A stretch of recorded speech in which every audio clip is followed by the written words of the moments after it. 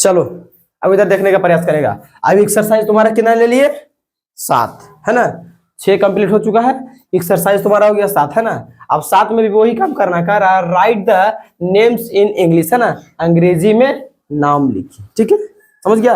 किसी भी तरह का हिंदी में अगर किसी चीज का नाम लिखा है वो उसको किस में लिखना है, अंग्रेजी में लिखना। उसका एक सबसे बड़ा बेसिक हथियार जो तुम्हारा है ना, जो तुम्हारा बेसिक हथियार है वो क्या है, अल्फाबेट है। अल्फाबेट का अगर जानकारी तुमको अच्छा से रहेगा तो तुम्हारा क्या हो जाएगा,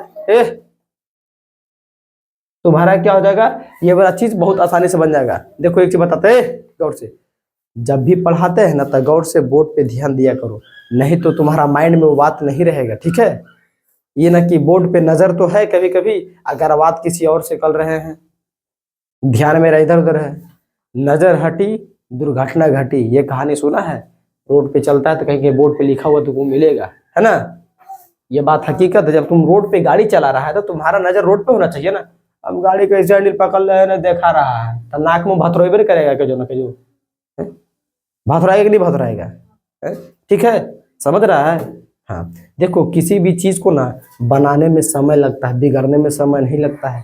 पढ़ाई लिखाई तुम सालों से कर रहा है, 5 साल से कर रहा है चाहे 10 साल से कर रहा है, एक साल अगर तू पढ़ाई छोड़ दो ना, पता चलो 5 से 10 साल का कमा तुम्हारा मेहनत जो है बेकार चल जाएगा। ये बात पता है तुमको, समझ में आया, समझ रहा है क्या बोले हम।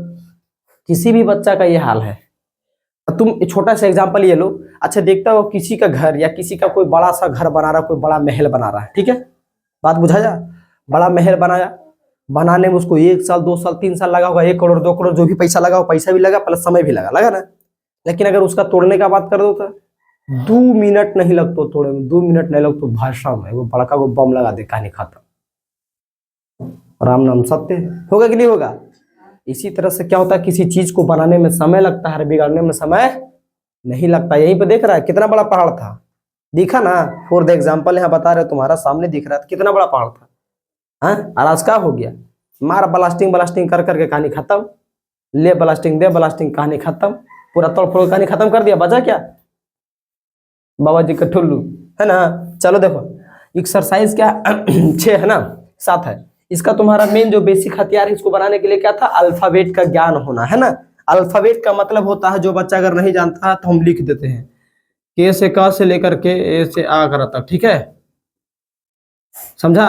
और एक अर्की मात्रा वाला है वाला याद होना चाहिए रे बाबू, आ ना याद होई ना तो कहियो ना बनी, आ ना होई तो कहियो बनी भी ना, आना केकरो तू बतावे लायक रहबी, इसीलिए के बढ़िया से सीख ले, ठीक है।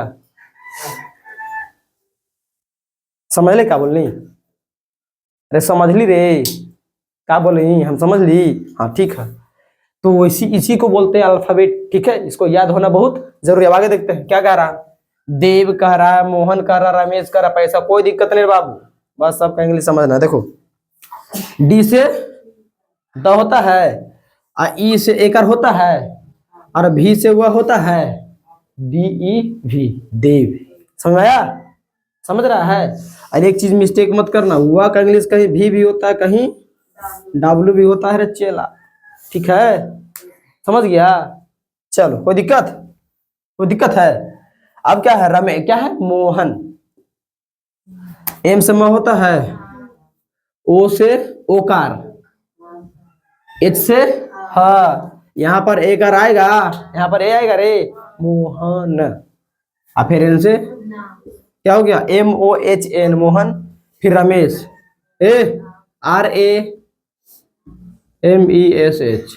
अब सवाल यहाँ आता है खाली ए कहाँ से आता है, तो जो कोई भी सिंगल वर्ण आता है, व्यंजन वर्ण, ठीक है, क से लेकर के य अलग तक जितने भी सारे अक्षर आते हैं इसके बीच वो सभी क्या है, व्यंजन वर्ण है। व्यंजन वर्ण को इंग्लिश में कहते हैं कॉन्सोनेंट, क्या कहते हैं, उसके साथ हमेशा फर्स्ट और सेकेंड, और अगर 4 अक्षर वाला है तो थर्ड तक ई लगेगा, ठीक है, समझ रहा है ना। चलो बन जाएगा, और ये वाला तुम लोग बड़ा आसानी से बना लेगा। और एक्सरसाइज तुम लोग को हमें लगता है कि 7 भी समझ में आ गया होगा, और कोई दिक्कत है। और अब हुआ आज लो हंडा है, क्या है, ये क्या कौची खाए में मजा लगे, जड़ी बता सकता है, कौची पता है बाबू, अरे तनी हमरो बता दा का खाए में अच्छा लगेला, बता बा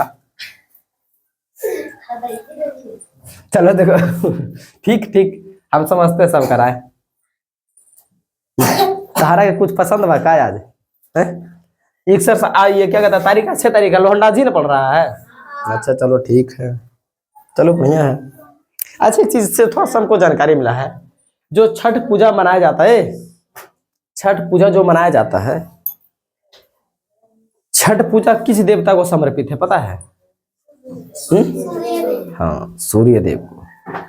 क्योंकि देखा है छोटा सा तुम एक चीज सूर्य देव को समर्पित है, छोटा सा तुम एग्जांपल देख सकता है कि जब भी छठ पूजा तुम्हारा होता है तो शाम में होता है सूर्य डूबने से पहले, फिर सुबह में जब सूर्य उगने वाला होता है तब, है ना?